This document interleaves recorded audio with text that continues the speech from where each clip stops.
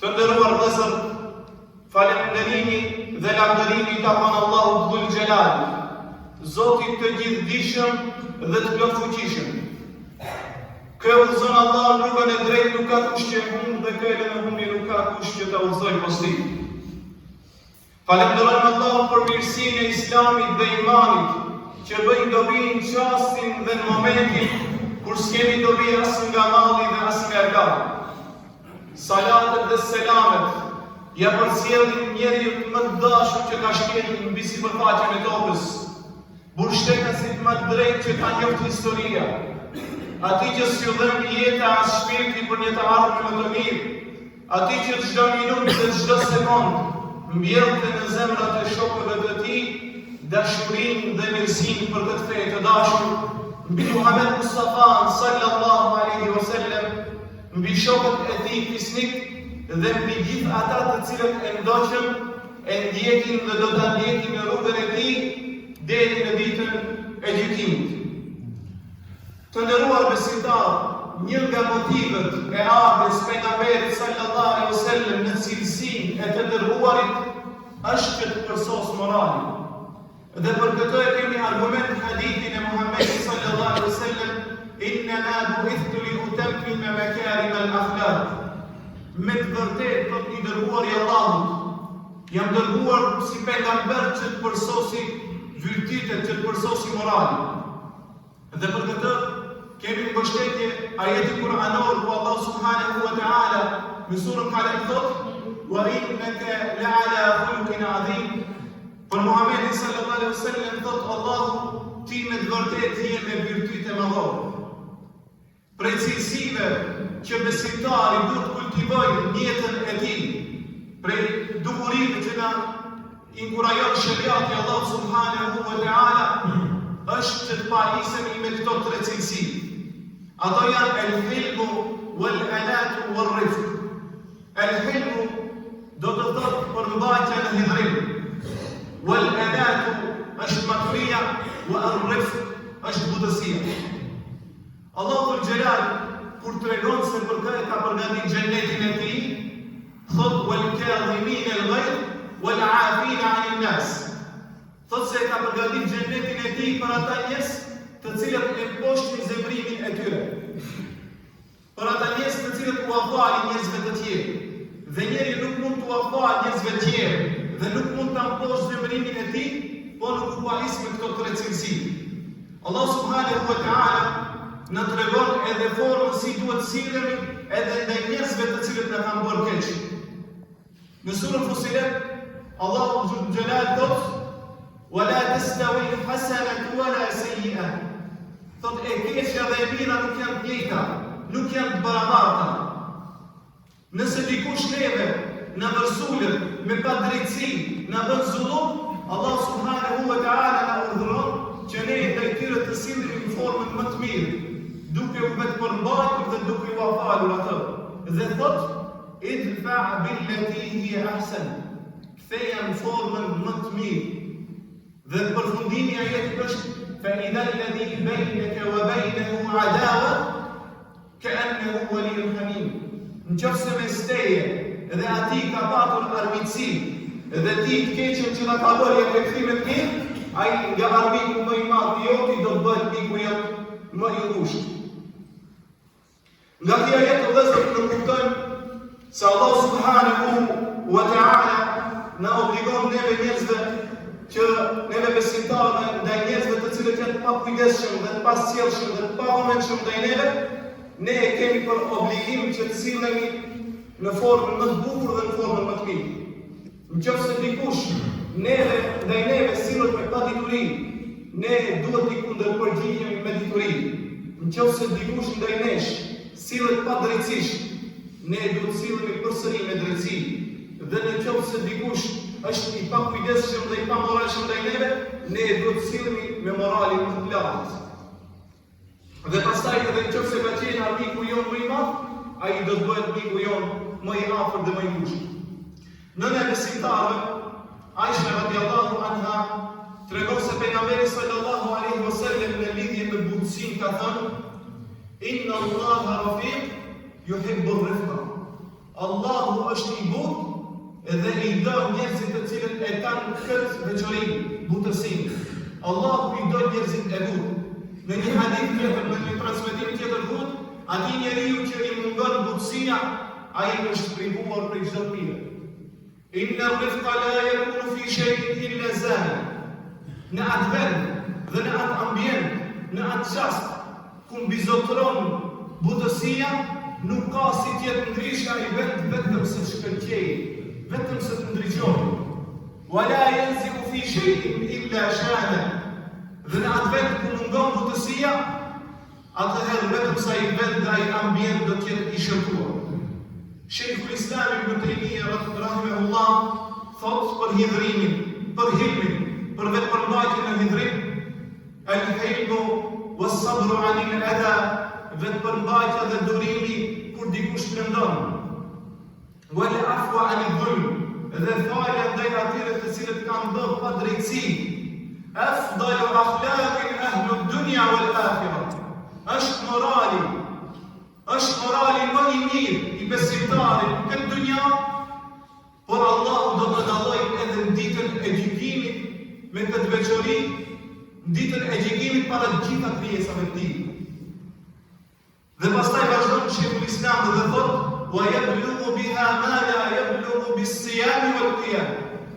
Dhe njeriu arrin me këto virtite ato të cilët nuk e arrin me namaz vullnetar dhe me agjerim vullnetar. Ndërsa sa i përket el-alat, është diçka më e veçantë se sa butësia. Mjafton që nxitimi është për shejtanin. Pejgamberi sallallahu alaihi wasallam thotë: "Inna al-ajalata min ash-shaytan." Me të vërtetë agjelja, shpejtimi, butia janë prej shejtanit. Sa e sa njerëz o vëzën kanë gabu një jetën e tyre për shkak se kanë nxitur. Sa e sa çifte shkëndar për shkak se janë but. Sa e sa njerëz kanë prekur nderin dhe moralin e dikujt për shkak të nxitimit. Sa e sa njerëz flasin gënjeshtra, lajme pa konfirmuar, lajme pa verifikuar për shkak se nxitojnë.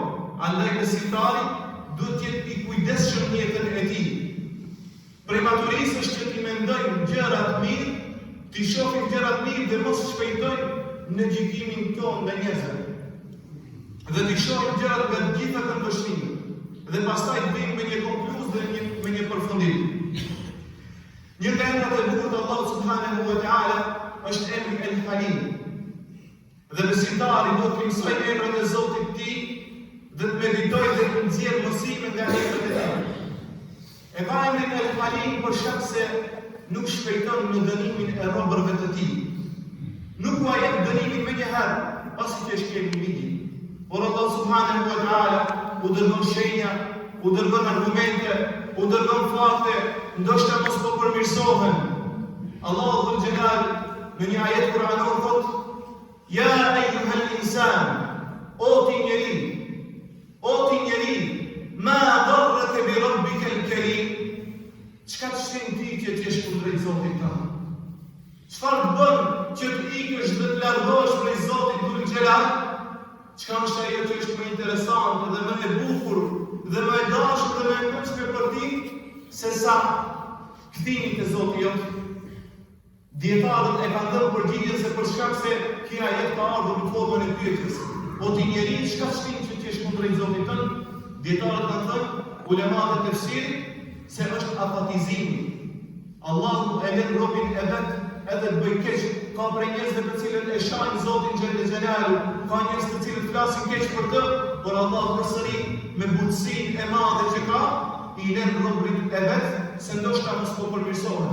Dhe besimtari do të merr mësim nga ky emër i bukur i Allahut xhelal, që në jetën e tij të jetë i kujdesshëm që mos shpejtojë, mos t'i paragjikojë njerëzit. Andaj vëzër ne duhet jemi të matur në fjalë dhe në vepra. Se përderisa ne nuk e kemi thënë një fjalë, ne zotrojmë fjalën. Por në moment që del nga goja jo, atëherë ne bëhemi robër të fjalës sot. Tregon një rast kur një grua po vajtonte rivarin e një nga të afërmve të saj. Po vajtonte dhe po qante. Në atë moment kaloi dërguari sallallahu alaihi wasallam dhe këshilloi këtë grua që të bënte sabër dhe që të mos vajtonte. Pasi që vajtimi o vëllezër nuk është nga cilësitë e besimtarit. Mirë po kjo gruaja ishte rënduar aq tepër sa që as nuk e dëgjoi se kush po i flet, as nuk e dëgjoi se çka po i flet. I tha ajo që nuk ka godit mu, ti nuk ka godit. Kujt i tha? I tha dërgumit Zotit, i cili kishte varros 5 fëmijë të tij. I tha ajo që ka godit mu, ti nuk ka godit. Nuk e kontrollonte veten e saj. Dhe pastaj pejgamberi sallallahu alaihi wasallam për shkak se ishte i butë, ishte i matur, e pa gjendjen e rëndë të saj dhe u largu dhe shkoi në shtëpinë e tij. Më pas u afruan ca njerëz dhe i thanë kësaj gruaje, a di se kujt i ke thënë kështu e kështu? Asaj atëherë i ra ndërmend për u qetësu. Dhe tha atë mi era se çfarë kam bërë dhe u nis direkt te shtëpia e dërguarit sallallahu alaihi wasallam. Dhe i kërkoi falje për veprimin që kishte bërë. Pejgamberi sallallahu alaihi wasallam i tha: "Inna as-sabru 'inda sadmati al-ula." Me të vërtetë durimi është momentin e parë që të godet fatkeqësia. Se gjithë nga ne durojmë për një fatkeqësi që në ka ndodhur për disa vite. Por është e rëndësishme në momentin që të godet fatkeqësia, ti t'jesh i kujdesur edhe atëherë në fjalët dhe në veprat tua. Pavarësisht se pejgamberi sallallahu alaihi wasallam kësaj gruaje ja ka falë. Por ende ne sot, pas 1400 viteve, e përmendim se ka qenë një grua edhe i tha kështu e kështu pejgamberi sallallahu alaihi wasallam. I tha këtë formë, është fjalë që ka dalë nga goja e saj dhe ende do të përmendet. Andaj ne do të jemi shumë kujdesur dhe shumë të matur në veprimet dhe fjalët që themi. Për të treguar rëndësinë e maturisë, butësisë, urtësisë që duhet të ketë besimtari në jetën e tij, e kemi një hadith pejgamberit sallallahu alaihi wasallam që e transmeton Muslimi. Kur një delegacion nga Bahrejni kishin pranuar Islamin dhe u nisën për në Medinën e Resulullah sallallahu alaihi wasallam. U nisën për në Medinë dhe në moment që arritën në Medinë u njoftu se kush ishte profeti, pasi që ai nuk ishte i dalluar me veshje. Ai ishte modest. Dhe ne kemi shumë sime nga jeta e pejgamberit sallallahu alaihi wasallam në çdo çast të jetës tonë mund të marrim sime. Ishte modest, u njoftu njerëzit se kush është pejgamberi sallallahu alaihi wasallam dhe nga dashuria e madhe që kishin, gjithë secili nga ne kur takojnë një njeri të famshëm apo dikush që ka arritur diçka në këtë dynja, ne gëzohemi dhe menjëherë shkojmë ta përqafojmë apo të bëjmë ca fotografi. Këto njerëz vëllezër e pan dërgumin e Zotit dhe menjëherë shkojnë te pejgamberi sallallahu alaihi wasallam ju vërsulën duke e përqafuar përveç njerit prej tyre. Ai ishte Eshed ibn al-Qaisi. Eshed ibn al-Qaisi bën një veprim të cilin e pëlqeu profetit sallallahu alaihi wasallam. Ai sfari herë shkoi e njëti deren e tij. Dhe më pastaj u pastrua dhe u vesh me rrobat më të bukura që kishte. Dhe dal nga dalë ecte qetë derisa arriti te profeti sallallahu alaihi wasallam dhe e përqafoi dhe Muhamedi sallallahu alaihi wasallam ja tha një fjalë: "Inna fika khaslatayn yuhibbuhum Allahu wa rasuluhu." Ti tha i ke di cilësi të cilat i don Allahu dhe i don i dërguari i tij. El-hilmu, e pyeti cilat janë këto cilësi, ja Rasulullah, tha el-hilmu wal-ana. Tha vetë përmbajtja dhe maturia që ke. I donë Allahu dhe i donë i dërguari i tij.